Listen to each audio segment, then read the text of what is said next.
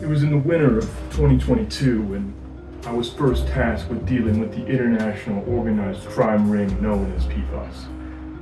When the file first slid across my desk, I thought, so what?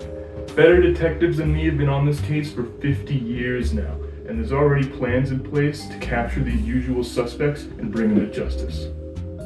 Word has it, now they're finding new ways to get outside of our jurisdiction, traveling through the air, across the entire planet. And there have been some reports that they're getting some new blood along the way.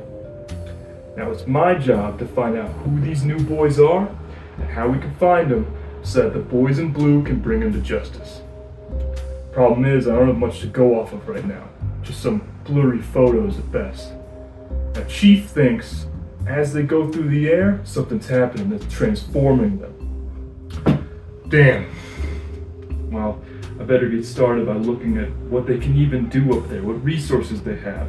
Then maybe I'll be able to figure out who this new breed of PFAS really is.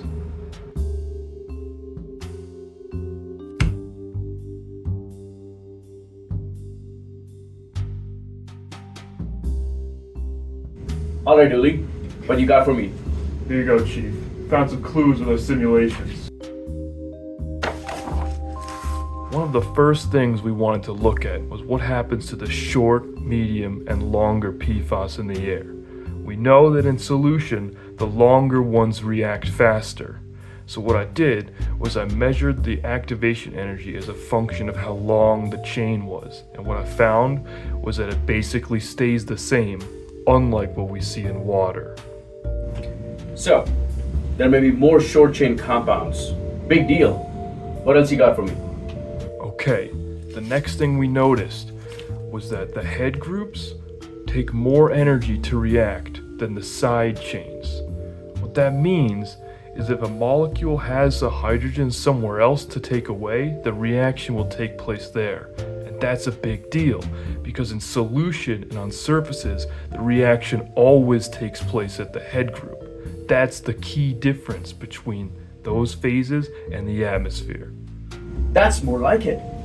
So this is where some of these new PFASs might be coming from. Anything else?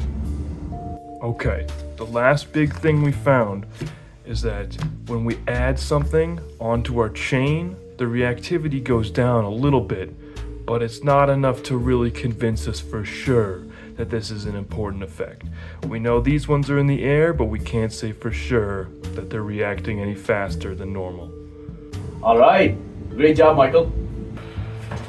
So at the end of the day, as much as I want to throw this case file away, we're not quite done yet. I found some big clues, like the side chains being preferred, alpha substitution being important, that maybe typical reaction pathways aren't going to be followed, and that chain length is not nearly as important as has been shown before.